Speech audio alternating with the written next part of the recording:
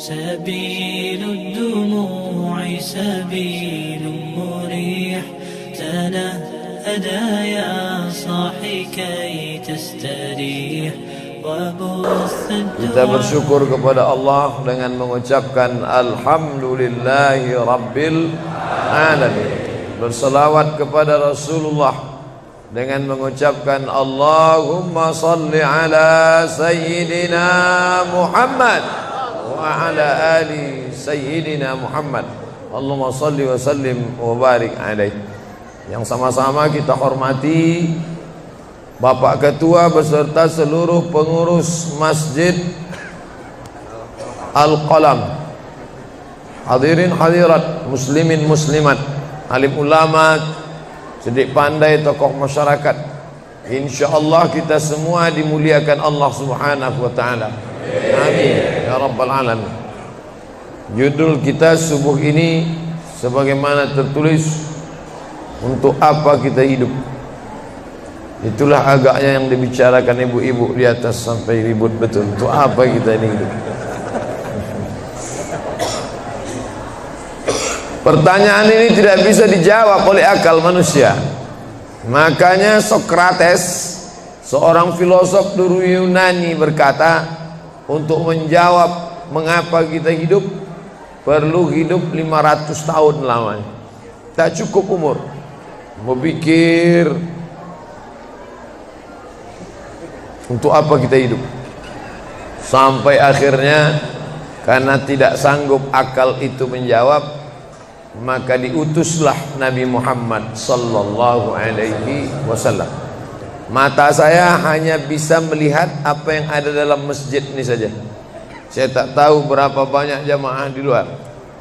Maka karena mata ini terbatas, saya ini manusia yang lemah.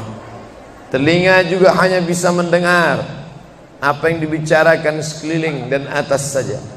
Apa yang dibicarakan orang di luar sana saya tak tahu. Maka saya manusia yang lemah. Akal juga begitu, tidak bisa menangkap saya ini habis mati nanti mau kemana. Maka saya manusia lemah.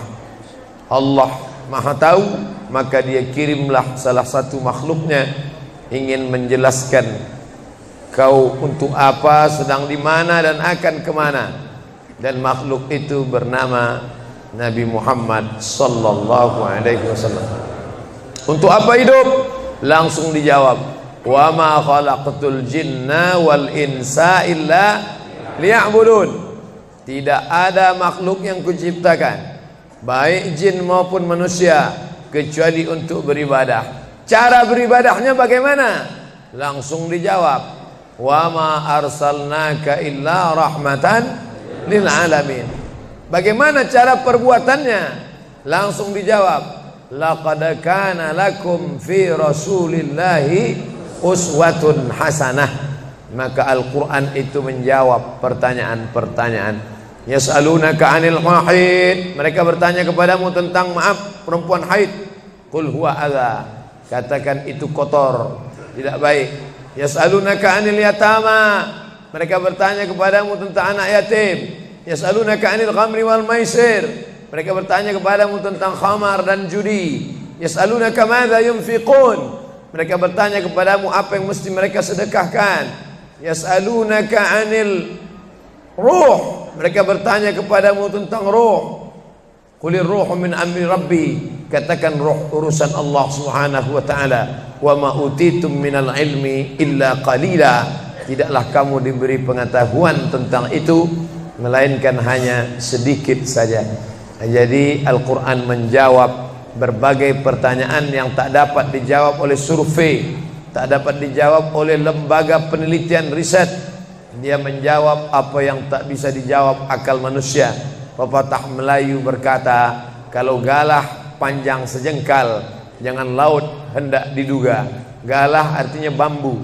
Orang kalau naik rakit bambu mesti ditanamkan ke dalam sungai. Kalau panjangnya cuma sejengkal, jangan laut hendak diduga. Itulah orang yang terlalu memaksakan akalnya, akhirnya ngomong sendiri dan senyum sendiri.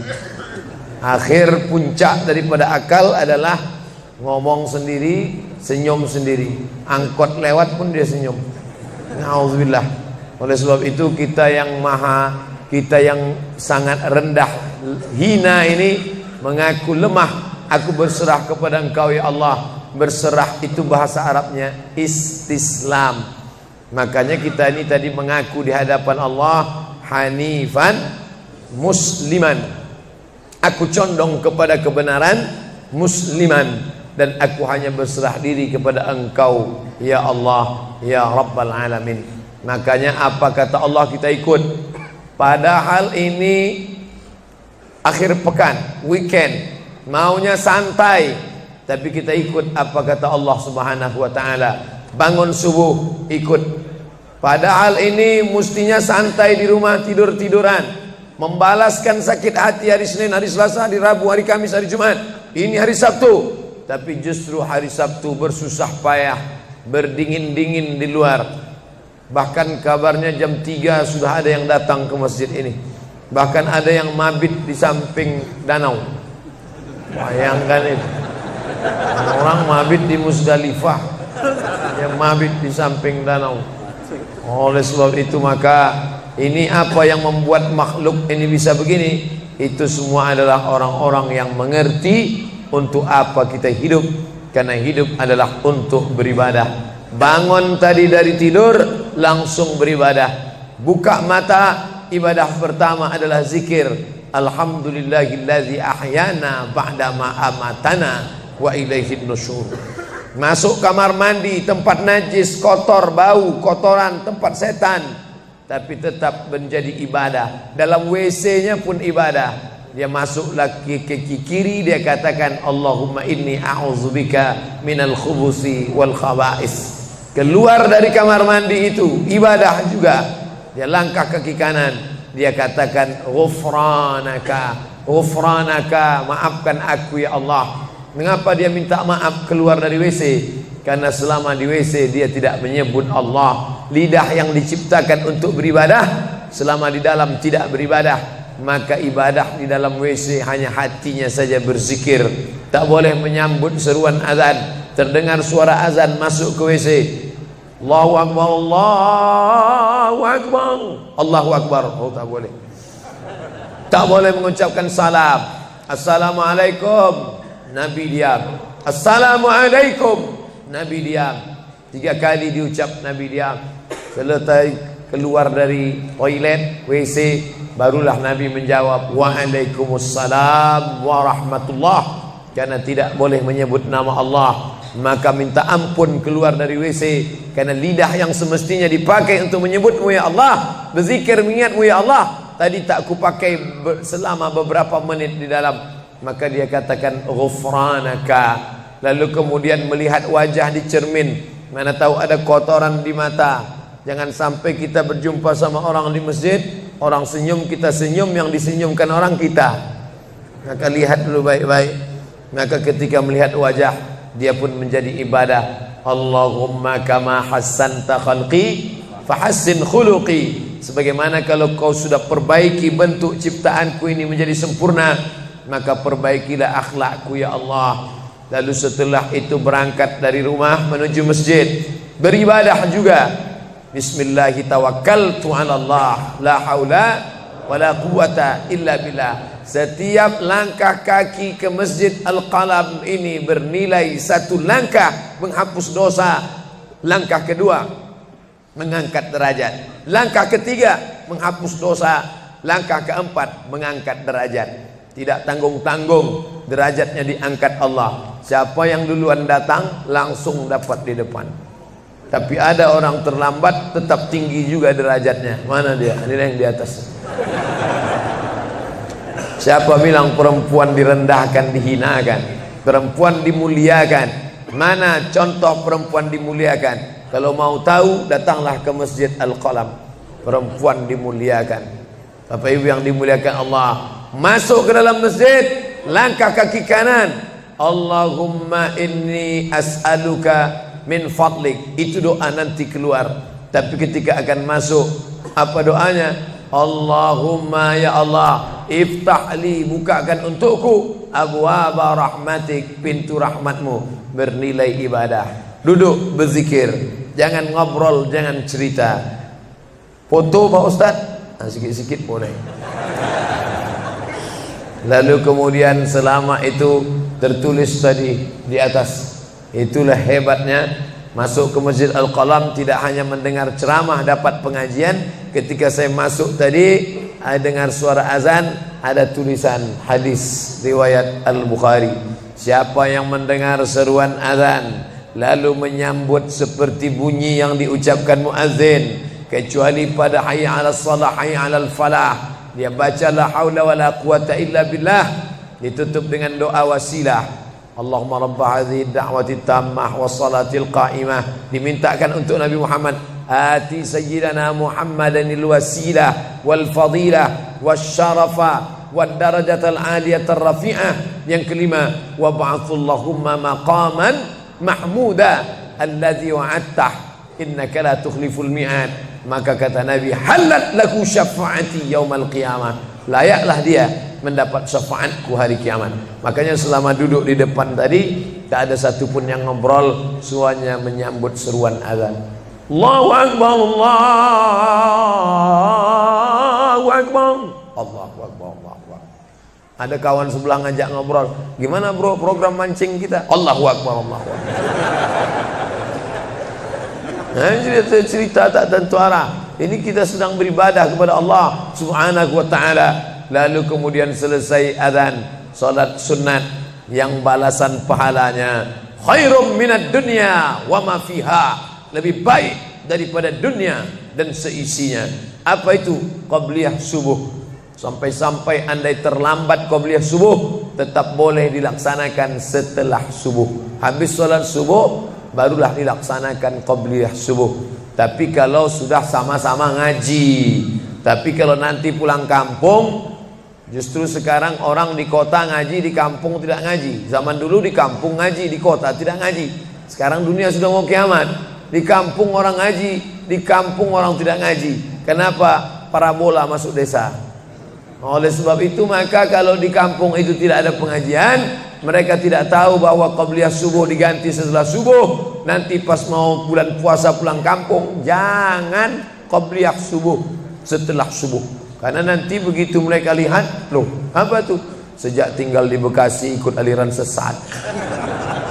Dan dia tidak tahu bahwa sholat qabliyah subuh itu jangan sampai tinggal. Andai tertinggal, tetap dilaksanakan setelah sholat subuh. Ayatnya diatur. Ayat pertama, qul ya ayyuhal kafirun. Ayat yang kedua, qul huwallahu ahad, Allahu samad, lam yalid wa lam yulad wa lam yakul lahu kufuwan ahad.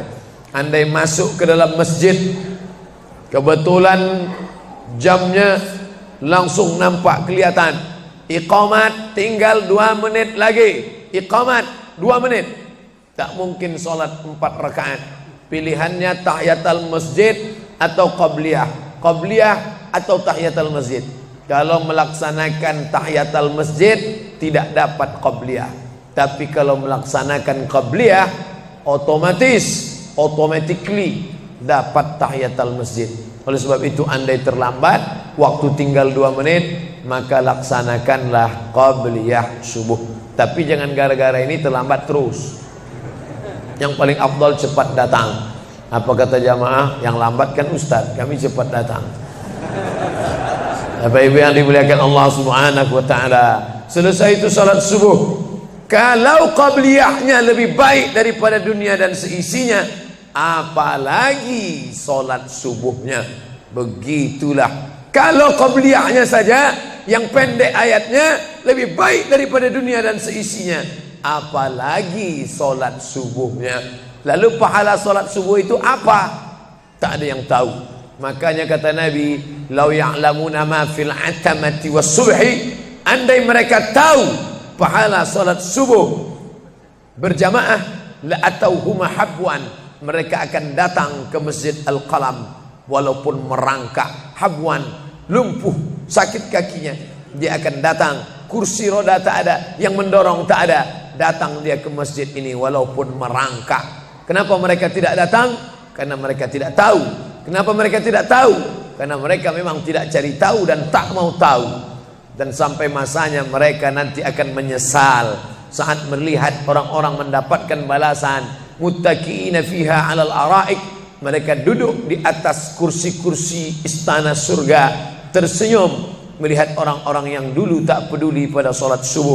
Mudah-mudahan kita semua istiqamah insyaallah. Jadi Ustadz, kalau hidup ini cuma untuk ibadah, sholat, masjid, baca Quran, zikir, gimana kami mau mencari nafkah? Gimana kami mau buka ruko? Gimana kami mau bisnis? Gimana kami mau tanam kelapa sawit? Gimana kami mau proyek batu bara? Gimana kami mau ternak ikan? Ini mesti difahami bahwa ibadah itu dibagi dua. Satu namanya ibadah mahdhah, pure, original, murni, tidak bercampur dengan apa-apa. Yang satu lagi tidak ibadah tapi bernilai ibadah. Nah, ini mesti dipahami. Bapak yang masuk kantor dari jam 8 pagi sampai jam 4 sore itu ibadah. Karena kalau itu tidak ibadah, habislah waktu kita. Makanya yang bekerja niatkan ibadah.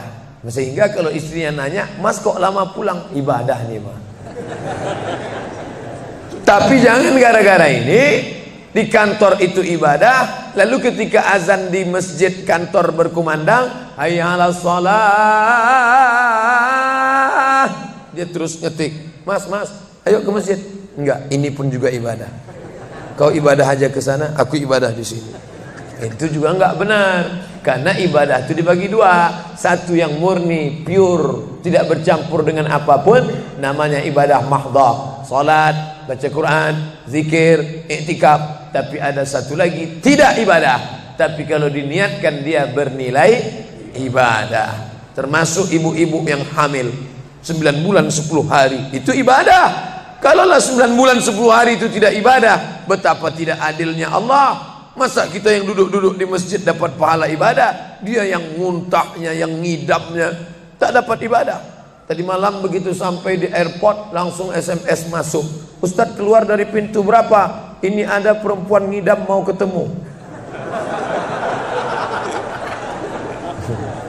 Saya keluar dari pintu 4, kami sudah standby di pintu 4. Lantai berapa? Lantai paling atas. Oke. Sampai di sana lihat perempuan tidak pakai jilbab, pakai celana jeans. Saya udah mau marah. Ini kenapa? "Mohon maaf Pak Ustadz, non muslim." Astagfirullah.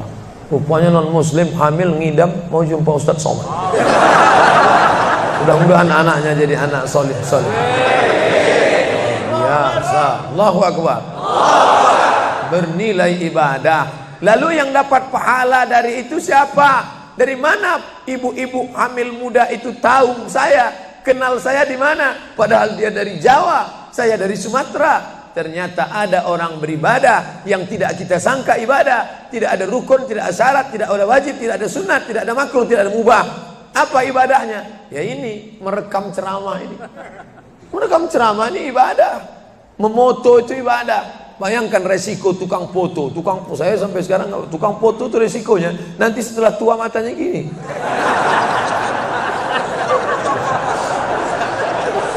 Tapi kalau mereka niatkan ikhlas untuk ibadah, maka insya Allah sehat walafiat. Ini sampai sekarang yang banyak moto-moto ustadz itu mana ada matanya tetap aja sehat. Kenapa? Karena diniatkannya untuk ibadah. Hidup ini kalau berniat ibadah tidak ada capeknya, tidak ada lelahnya. Kenapa? Karena mengharapkan balasan dari Allah. Ilahi anta maksudi wa ridhaka matlubi. Yang kumaksud hanya Engkau ya Allah, dan ridhamu lah yang kucari. Suatu ketika saya sampai di sebuah kabupaten kota, saya tanya ke Pak Bupati, "Pak, ya, kenapa Bapak buat pengajian untuk PNS hari Kamis pagi? Pagi Kamis buat pengajian tabligh akbar. Apa manfaatnya menurut Bapak sebagai pimpinan daerah?" Ternyata Ustadz Somad, kami sudah coba formula macam-macam untuk PNS ini. Pertama kami undang motivator dari Jakarta. Akhirnya di gedung hotel dengan biaya mahal. Lalu kemudian dengan infokus, suara menggelegar. Semangat, semangat, semangat. keluar dari situ lesu. Motivatornya pulang, pegawai letoy. Akhirnya kami buat undang tentara dengan bapak polisi, baris berbaris, siap, siap. Pak polisi pulang, nggak siap lagi. Ternyata yang disentuh paling mantap bukan fisiknya, bukan matanya, bukan pakai infokus, bukan pakai suara menggelegar, tapi yang disentuh adalah hati. Dan satu yang bisa menyentuh hati itu adalah agama. Itulah makanya ibu bapak coba nanti kalau mau buat praktek, buat satu kotak, buat satu lagi kotak, ada 2 kotak. Kotak ini buat voucher namanya sumbangan. Kotak ini buat juga voucher tulisannya sodakoh. Lihat mana yang paling banyak diambil umat Islam, sumbangan apa sodakoh? Sodakoh, padahal nilainya sama. Sumbangan 100.000, sodakoh 100.000. Bapak ibu silakan ambil untuk anak yatim fakir miskin kita. Pasti voucher yang paling banyak diambil adalah sodakoh. Kenapa? Karena mereka menganggap sumbangan tak ada pahalanya, karena bukan bahasa Arab. Apa dia? Sumbangan. Enggak ada dalam Quran. Ya ayyuhalladzina amanu, sumbangan. Yang ada adalah sodakoh. Innamas sadaqatu lil fuqara wal masakin wal amilina 'alaiha wal muallafati qulubuhum wa fir riqab wal gharimin wa fi sabilillah wa ibnis sabil. Itulah mengapa yang disentuh itu bukan nalar otaknya, tapi yang disentuh itu adalah hatinya. Ala fil jasadi mudghah, ketahuilah dalam jasad itu ada segumpal. Idza salahat salahal jasadu kulluh, kalau yang segumpal itu baik, maka yang lain ikut menjadi baik. Wa idza fasadat fasadal jasadu kulluh, kalau yang segumpal itu rusak, jahat, kotor, hitam, gelap, maka yang lain ikut menjadi rusak. Ala wahyal qalb, hati. Jagalah hati. Itu yang selalu dipesankan Ustadz kita Agim, jagalah hati. Jangan kau terserah. Bapak Ibu yang dimuliakan Allah, salah satu yang merusak manusia sekuler, membagi 2. Di masjid ibadah, di kantor tidak ibadah, fatal. Di masjid dianggap ibadah. Jangan heran kalau ada orang di masjid khusyuk, takut nengok ke atas, melihat hanya tempat sujud saja. Allahu Akbar, tidak mau lihat ke atas. Kenapa? Dia khusyuk. Tapi di kantor dia lebih setan daripada setan. Kenapa? Berasal dari pemahaman yang salah, karena dia sudah bagi 2. Di masjid ibadah, di kantor tidak ibadah. Bahkan yang lebih fatal, yang kotor-kotor di kantor bisa dibersihkan di masjid. Kotor. Akhirnya untuk membersihkannya pergi dia ke masjid. Laundry yang paling besar Masjidil Haram. Sampai di sana nangis di pintu Ka'bah. Ya Allah, dah selesai bersih. Enak aja. Bukan begitu ajaran Islam. Labbaik Allahumma labbaik, labbaik Allahumma labbaik. Apa kata malaikat? La labbaik wala sa'daik. Kau tidak dapat panggilan, kau tak dapat kebahagiaan, kau tak dapat haji mabrur, kau tak dapat surga. Zaduka haram, karena kau berangkat dengan uang haram. Oleh sebab itu pemahaman Islam mesti utuh. Semua adalah ibadah. Kalaulah gerak tidak ibadah, betapa menyakitkannya bapak-bapak polisi di jalan raya kena panas terik, padahal dia tidak ada penutup kepala di atas, berkeringat berpeluh. Mereka tetap merasakan itu sebagai ibadah. Tentara yang membela negara, angkatan laut di perbatasan sana, datang kapal-kapal perompak dari Thailand ingin mengambil ikan kita, tenggelamkan. Itu kalau tidak nilai ibadah, dia takut. Jangan-jangan sebelum kita tenggelamkan, kita duluan ditembaknya tenggelam. Maka itu mesti ada nilai ibadah di dalamnya. Itulah yang membangkitkan semangat jihad. Jamaah bertanya, Ustadz kemarin dari Jambi, terus kemudian terbang ke Miri, besok baru pulang ke Pekanbaru. Apa Ustadz? Saya lihat Ustadz dari tadi mengantuk saja. Iyalah, sampai tadi malam ke hotel jam 12, baru tidur jam 1 karena ada yang mau ditulis, jam 3.30 sudah bangun ceramah. Tapi begitu berjumpa dengan jamaah orang ramai, bangkit semangat. Habis ceramah ini tanya jawab, semangat lagi. Habis itu baru lesu. Dan tidurnya itu pun ibadah. Bayangkan tidurnya itu ibadah. Itulah mengapa banyak orang pengajian sambil oh, ustadz menyindir ya? Tidak. Saya termasuk ustadz yang tidak pandai menyindir. Saya termasuk ustadz kalau dipesan request untuk menyindir, saya tidak pandai. Kenapa? Karena saya pernah menyindir orang. Ustadz, tolong ustadz sindirkan. Ini ada jamaah yang sudah sedekah tapi mengambil uangnya kembali. Siapa yang bersedekah mengambil uangnya kembali, kal kalbil ladzi ya'udu ila qaihi, sama seperti anjing yang menjilat muntahnya kembali. Selesai pengajian, mohon maaf Pak Ustaz, yang disindir nggak datang. Oleh sebab itu tak ada gunanya sindir menyindir. Kalau mau to the point, mana orangnya face to face, langsung saja tembak 12 pas gol.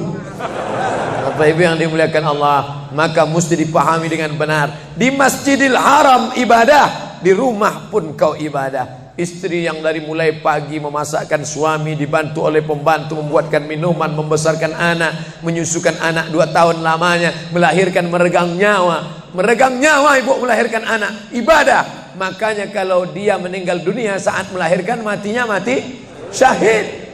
Saking senangnya suaminya mendapatkan seorang istri yang syahid, tak menangis dia. Begitu tegarnya bapak, tidak meneteskan air mata. Tidak Pak Ustaz, aku melepas seorang syahid, 3 syahid lagi siap menanti. Peace, damai. Biasanya ibu-ibu kalau bawa cerita ini, kalau gini pulang aja lah kita kan. Nah, bercanda, serius sekali.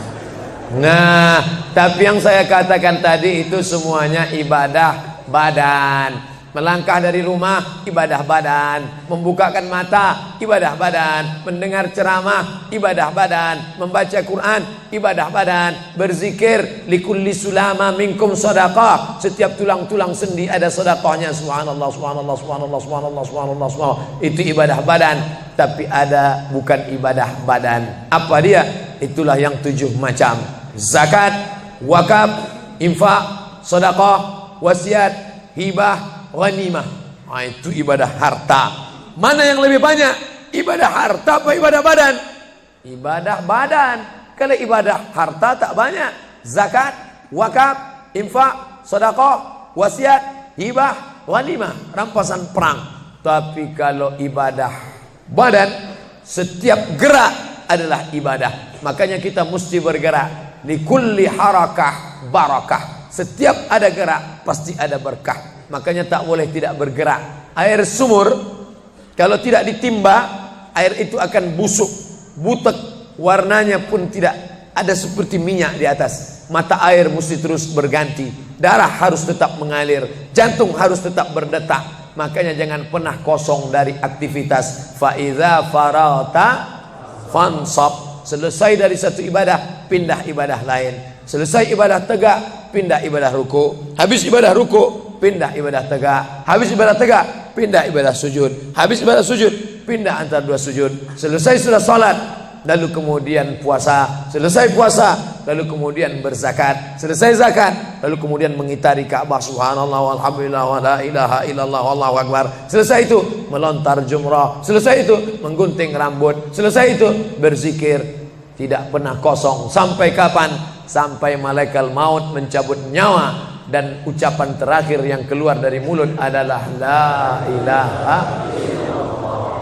Itulah jawaban tentang pertanyaan untuk apa kita hidup di dunia. Nanti kalau ada anak, ibu, bapak, tetangga, kawan, sahabat, andai tolan bertanya, untuk apa kita ini hidup?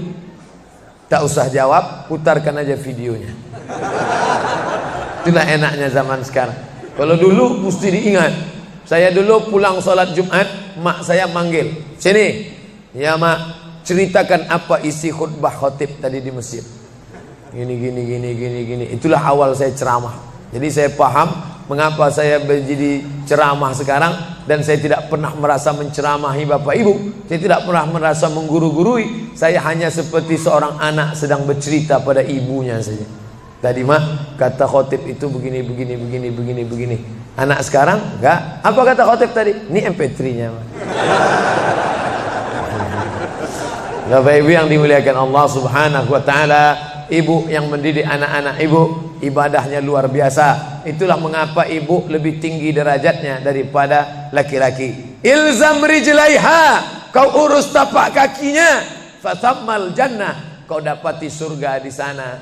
Di bawah tapak kakinya surga, al jannatu surga, tahta di bawah aqdam kaki al ummahat, ibu-ibu. Kenapa begitu? Karena ibadah dia yang luar biasa, tidak bisa dilakukan oleh laki-laki. Salat kita bisa, puasa kita bisa, tawaf kita bisa, sa'i kita bisa, melontar jumrah kita bisa, tahallul kita bisa. Tapi ada yang kita tak bisa. Apa dia? Mengandung kita tak bisa. Siapa yang mau coba mengandung, keluar dari sini, ambil bola voli, ikat di perut. Melahirkan kita tak bisa. Siapa yang ingin coba melahirkan, keluar dari sini, telanlah jeruk bulat-bulat. Habis itu keluarkan bulat-bulat. Menyusukan kita tak bisa, dan itu ibadah. Tapi bukan ibadah mahdhah. Dia tidak selevel dengan sholat, zakat, puasa, haji. Tapi ibadah ini berkualitas. Ibadah badan sudah, ibadah harta sudah. Ada ibadah yang terakhir, yang ketiga. Kalau ibadah badan berkeringat, lelah, capek, ibadah harta, duit habis. Tapi ada ibadah satu lagi, tak nampak di mata. Apa dia? Ibadah hati. Itulah dia ikhlas. Orang yang ikhlas tak tampak. Ikhlas, ridha, qanaah, tawakal, zikir, muhasabah, muraqabah, tazkiyatun nafs, mensucikan hati dari penyakit hati, riya, sum'ah, takbur, sombong, hasad, busuk hati. Itu ibadah. Kenapa begitu? Disitulah letak adilnya Allah. Man bana masjidan, siapa yang bangun masjid, banallah mislahu baitan fil jannah, dibangunkan Allah untuknya satu istana di dalam surga. Bapak Ibu yang ikut membangun masjid ini, mudah-mudahan diberikan Allah Ta'ala balasan melimpah ruah. Kami nggak bisa Pak Ustadz, jangankan bangun masjid, buat rumah kami aja kami nggak bisa. Allah Maha Adil. Kalau kau tidak bisa dengan ibadah harta, maka engkau dengan ibadah tangan. Apa dia? Ikut gotong royong masjid. Nampak ada pembangunan masjid, ikut ngecornya, pasangnya, tapi dengan syarat menyelesaikan masalah. Jangan buat masalah. Man shalla isnatai asyarata rakaah, siapa yang salat 12 rakaat fil yaumi wal lailah, sehari semalam, bunyalahu bihinna baitun fil jannah, dibangunkan untuknya satu istana di dalam surga. Sama macam orang yang bangun masjid, salat 12 rakaat. Kamu bisa bangun masjid? Bisa. Bagus. Kamu? Saya nggak bisa. Amal saya apa? Tenang, ada amal. Allah Maha Adil. Salat 12 rakaat. 2 rakaat sebelum subuh, 4 rakaat sebelum zuhur, 2 rakaat setelah zuhur, 2 rakaat setelah maghrib, 2 rakaat setelah isya. 12 rakaat. Saya nggak bisa Pak Ustadz, sedang terbaring di rumah sakit, kaki sakit, kepala sakit, hati sakit, jantung sakit. Stop, jangan lanjutkan. Aku tak sampai hati mendengar penderitaan. Jadi amal saya apa Pak Ustadz? Ada satu amalmu. Apa dia? Ridha, menerima takdir Allah Subhanahu wa ta'ala. Sakit Pak? Tidak. Kenapa? Sakitku hilangkan hatiku ridha. Man lam yasbir bi balai, siapa yang tak sabar dengan bala ujianku, walam yarda bi qada'i, yang tak ridha dengan takdirku, falyatlub radban siwaya, carilah Tuhan selain aku. Kau sabar, kau ridha menerima itu. Apa balasannya? Lebih hebat daripada balasan orang yang bangun masjid, lebih besar daripada balasan 12 rakaat salat. Innama yuwaffas sabiruna ajrahum bighairi hisab. Orang yang sabar itu balasannya bighairi hisab, tak dapat dihitung, tak dapat dikira, unlimited. Begitulah Allah Maha Adil. Untuk apa kita hidup? Hidup untuk beribadah. Ibadah apa yang kita lakukan? Ibadah badan, ibadah harta, ibadah hati. Yang sudah melaksanakan tiga-tiganya, alhamdulillah. Yang baru melaksanakan satu, tambah. Yang satu pun belum, innalillah. Masjid ini besar. Kadang kita bangga masjid besar, rupanya APBN, anggaran pendapatan belanja negara. Bangga kita masjid megah, rupanya APBD, anggaran pendapatan belanja daerah. Patutlah masjidnya di tengah hutan, karena di situ tanah yang murah. Akhirnya pemukiman masyarakat jauh, masjid di tengah jalan, masjid di tengah perjalanan luar kota, jauh dari pemukiman masyarakat. Masuk kita ke dalam, tai kambing yang ada di dalam. Tapi masjid ini megah, mewah, 2 lantai, lengkap dengan kubah yang besar. Ini swadaya masyarakat. Saya tahu ini dari mana? Jamaahnya cerita. Kalau tidak, mana saya tahu. Ini masjid ini asli swadaya Pak Ustaz. Lama membangunnya Pak? Enggak lama, sebentar saja. Sebentar saja, sekejap langsung terkumpul 7,6 miliar uang. 7,6 M. Itu kalau dibelikan cendol berenang gitu. Bayangkan itu. Bisa terkumpul masyarakat. Padahal ibadah yang paling berat, ibadah harta inilah. Banyak orang kalau diajak iktikaf, banyak. Ayo kita iktikaf, ramai. Ayo kita zikir ke Az-Zikra, ramai. Jangan lupa besok zikir ke Az-Zikra, hari Ahad pertama, sekaligus acara live Damai Indonesiaku TV One bersama Ustadz Abdul Somad LCM. Tapi ada ibadah yang berat. Apa dia? Ibadah harta. Banyak orang ketika diajak muhasabah zikir malam, ya Allah, banyak dosa kami ya Allah, tapi dia susah menangis, meneteskan air mata. Tapi begitu lewat kota infak, memang menangis. Tak sampai hati melihat Bung Karno keluar dari dompet. Lewat kotak sodako infak, lama membuka dompet mencari Patimura. Nauzubillah. Mudah-mudahan kita tak termasuk golongan yang bakhil ini. Kenapa? Karena setan selalu asyaitan, setan ya'idukumul faqra, membisikkan kepakiran. Jangan beri, jangan beri, jangan beri, nanti kau susah, nanti anak kau tak makan, nanti kau dikeluarkan kerja, kau makan apa, nanti kau mau beli rumah, nanti kau mau beli tanah, nanti kau mau beli mobil, nanti kau mau beli cincin, nanti kau mau beli kamera, nanti kau mau ganti HP, uangmu tak ada. Setan selalu berbisik-bisik. Lawan setan itu. Qul a'udzu birabbin nas, malikin nas, ilahin nas, min syarril waswasil khannas, alladzi yuwaswisu fi sudurin nas, minal jinnati wan nas. Hanya saja kalau yang berbisik itu setan, kita baca ayat kursi, insya Allah dia kabur. Ini yang berbisik ini kawan kita. Kita bacakan ayat kursi, hafal pula dia dari kita lagi. Tapi tak apa-apa, tetap aja bacakan. Allahu la ilaha illa huwal hayyul qayyum, la ta'khudhuhu sinatun wa la naum. Hembuskan ke wajahnya. Bapak Ibu yang dimuliakan Allah, setelah ibadah 3 ini kita lakukan, ibadah badan sudah, sholat subuh sampai melimpah ruah ke belakang. Saya dengar suara hati tadi, lapor, tenda sudah penuh, sudah melimpah ke jalan. Masya Allah. Ibadah harta sudah 7,6 M. Ibadah hati sudah, sabar, ridha, qanaah, tawakal. Tapi jangan lupa, datang merusak yang 3 ini, perkelahian, merusak ukhuwah Islamiyah. Masjid yang besar, kalau sudah kelahi di dalamnya, tinggal kelahi, tak lagi ada persatuan. Masuk masjid bukan baca doa pintu masuk masjid, malah masuk masjid ngelihat kira-kira dia di mana ya. Oh dia di sana, gua di sini lah. Oh di sini, dia di sini. Sampai akhirnya suatu hari terlambat, lupa ngelihat. Allahu Akbar, rupanya dia di samping. Jangan kelahi. Wa'tasimu bihablillah, berpegang teguhlah dengan tali Allah. Tali Allah itu apa? Al-Quran dan Sunnah. Apalagi ulama, nggak ngerti Quran, nggak ngerti Sunnah, tanya ulama. Al-ulama warasatul anbiya. Wa'tasimu bihablillah, berpegang teguh dengan tali Allah. Wala tafarraqu, jangan berpecah belah. Coba lihat bunyi ayatnya. Andai ayat itu sampai bihablillah titik sudah cukup. Berpegang teguhlah dengan cara tali Allah. Cukup. Mengapa ujungnya tetap ditutup? Wala tafarraqu, jangan berpecah belah. Karena banyak orang yang sudah baca Quran, sudah sholat, sudah puasa sunat, tapi hatinya pecah bercabang. Galah patah boleh disambung, kaca retak boleh direkat, hati rusak kemana obat akan dicari. Oleh sebab itu kalau ada fitnah-fitnah, tabayun, klarifikasi.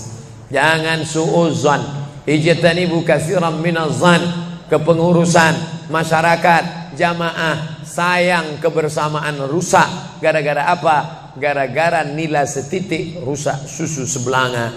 Gara-gara api di dalam sekam, ada kulit padi bertimbun, di dalamnya itu ada setitik api, tiba-tiba api menyala, akhirnya semua menjadi abu, dan abu dihembus angin, tak berkesan sama sekali. Hilang 3 ibadah. Ibadah badan hilang, ibadah harta hilang, ibadah hati hilang. Gara-gara apa? Berkelahi. Ingat, setan tak pernah berhenti. Inna syaitan, setan ya isa'an ya'budahul musallun. Setan kalau sudah melihat orang sholat, dia tidak lagi digoda mereka untuk menyembah, sembahlah aku, sembahlah aku, sembahlah aku, sembahlah aku. Tidak. Tapi apa yang dia lakukan? Walakin fit tahrish, menanamkan permusuhan ke dalam hati orang yang sholat. Maka jaga ini, jangan kita bertengkar gara-gara masalah khilafiyah. Saya kalau jadi imam di masjid dekat rumah saya jadi imam, saya baca kunut. Dan imam-imam dekat rumah saya itu saya pesan harus baca kunut, karena saya berpegang mazhab Syafi'i. Tapi ketika sholat di Masjid Al-Qalam, saya tidak tahu jamaah di sini pakai kunut apa tidak. Saya tidak ingin merusak kebiasaan mereka. Mana tahu mereka ikut mazhab Hambali, mana tahu mereka Muhammadiyah, saya tidak tahu. Maka ketika diminta jadi imam, Ustaz jadi imam, batuk. Saya tak mau merusak, biarlah imam tetap saja. Rupanya imam di Masjid Al-Qalam tidak baca kunut, ya saya tetap ikut sholat. Apakah perlu saya ulang sholat saya? Tidak. Sholat saya sah, karena apapun ormasmu, apapun mazhabmu, mau NU, mau Muhammadiyah, mau Perti, mau Persis, mau Al-Irsyad, mau Jamaah Tabligh, mau FPI, mau mazhab Hanafi, mazhab Maliki, mazhab Syafi'i, mazhab Hambali, semuanya sepakat sholat subuh itu wajib. Jadi yang wajib aja kita laksanakan. Adapun perbedaan teknisnya, yang satu pakai usolli, yang satu nggak pakai usolli, yang satu ngangkat tangannya ke telinga, yang satu ngangkat tangannya ke bahu, yang satu bismillahnya jahar, yang satu bismillahnya sir, yang satu ayatnya panjang, yang satu ayatnya pendek, yang satu pas mau turun sujud tangan duluan, yang satu lutut duluan, yang satu duduknya tapak kakinya duduk di tapak kaki kiri, yang satu duduknya langsung pantatnya ke lantai, yang satu telunjuknya ngangkat sekali, yang satu berkali-kali. Itu masalah teknis simple sederhana. Ada masalah yang lebih besar. Apa masalah kita yang lebih besar? Membeli tanah baru untuk buat sekolah Islam, membeli tanah baru, ruko baru untuk buat apa? 212 mat, kita mat, orang Islam belanja di warung Islam. Alangkah indahnya, selesai acara sholat subuh bersama, pengajian bersama, selesai itu belanja beras minyak goreng bersama, serbu, sehingga bangkitlah ekonomi umat. Berapa pegawai bisa ditampung bekerja, langsung membeli beras ke tempat-tempat tanaman masyarakat, sehingga mereka tidak menjadi korban rentenir. Musim menanam diulur, kasih pinjaman pupuk, pinjaman tanah, masa musim panen ditarik, mereka menjadi korban rentenir lintah darat, disedot darah mereka sampai kering dan mati. Kita selamatkan dengan apa? Dengan market. Masjid punya market. Saya beberapa kali meresmikan market punya masjid di Masjid Raya Batam, Masjid Agung Batam. Itu di bawahnya ada super mini market untuk menjamaah. Kemarin pulang dari Pulau Bintan, itu juga meresmikan. Di Dumai begitu juga. Ini 212 Mart, terserah namanya apa. Ada 212 Mart, ada namanya Kitamart, atau bisa juga buat Somart. Nah, bisa juga.